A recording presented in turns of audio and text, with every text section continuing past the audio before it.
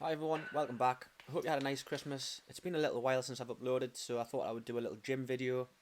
So kicking it off, squats. If you'll probably notice in the video, these are a lot lighter than normal, but I want to try and, as I get closer to race day, I want to try and move the weight a lot quicker. So I started off with I think these are just 10s or 15s each side.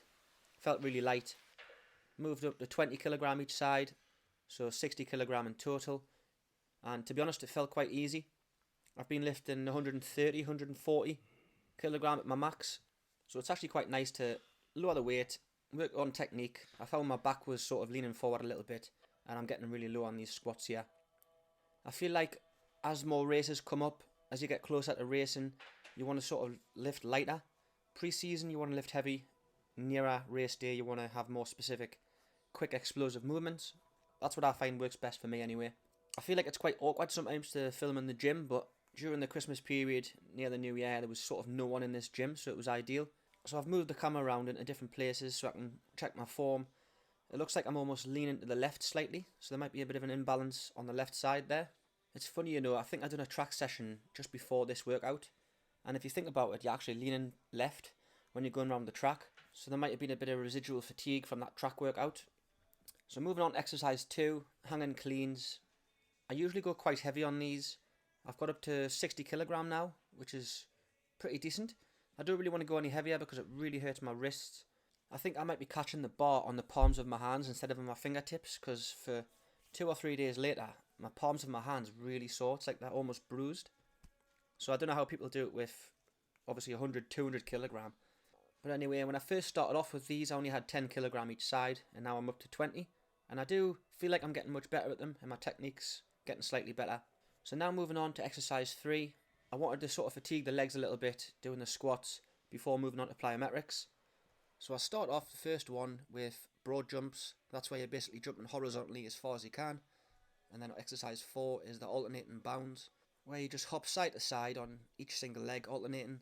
And then exercise 5 is you're all on one side. You sort of hop. I find it hard to get the technique on this one, as you can probably see. And then exercise 6, I revisit my weakest area, which is my broad jumps.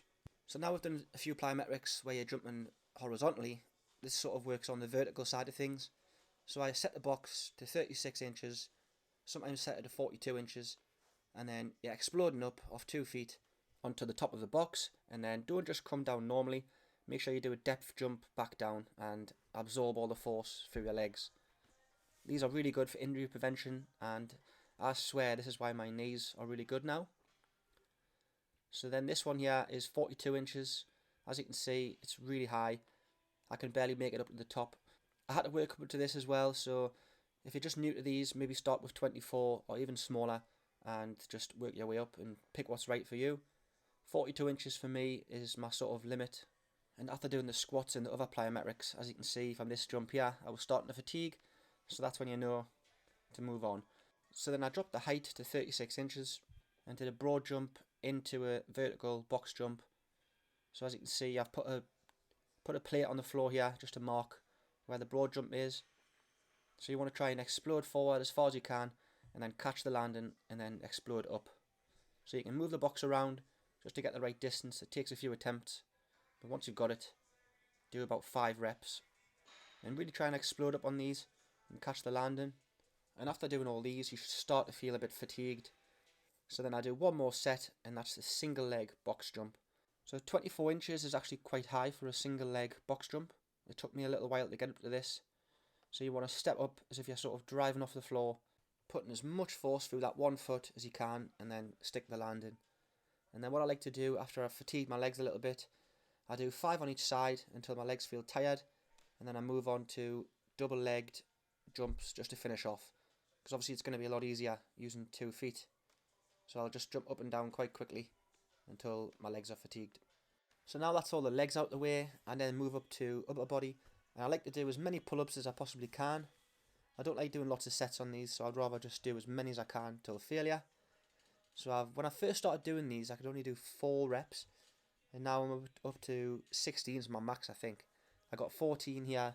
And as a runner, don't be afraid to do upper body. You're not going to get massive. You're not going to put on loads of muscle just by doing these. And if you think about it, in the 400 and 800 meters, when your arms are pumping at the end of the race, doing these pull-ups is probably going to help keep your arm carry and keep your arms pumping. So then I move on to lower abs. I like to do 3 sets of leg raises till failure. So roughly aim around for about 10 or 12 reps, and bend your legs if it's too hard, because that makes it a lot easier. If you keep your legs straight and go as high as you can, that makes it a lot harder. I would say obviously doing planks for your core is quite good, but if you want to have good abs, just doing leg raises is like the #1 priority.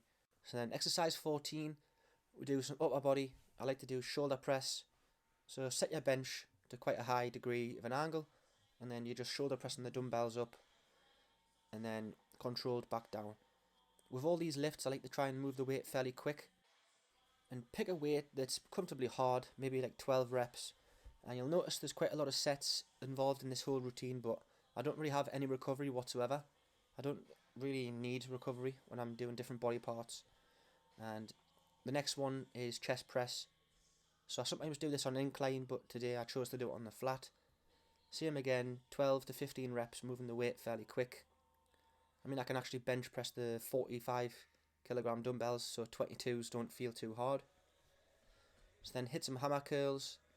I like to go fairly straight with the hammer curls, and then once I start getting fatigued, I like to come across the body a little bit.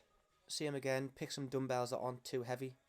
I can probably curl about 25 kilogram dumbbells, so 10s do feel quite comfortable.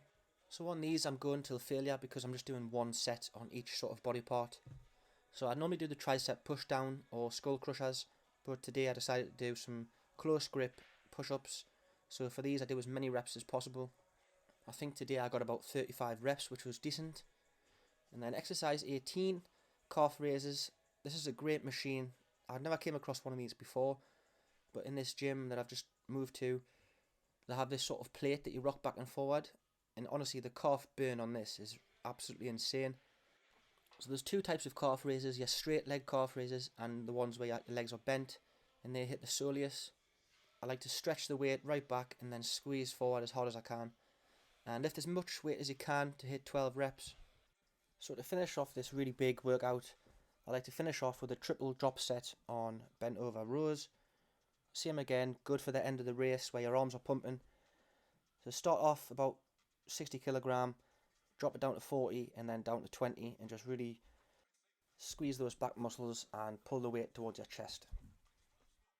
Well, thanks for watching everyone. This has been my gym workout for runners. If you can like, comment and subscribe, and I'll catch you in the next one.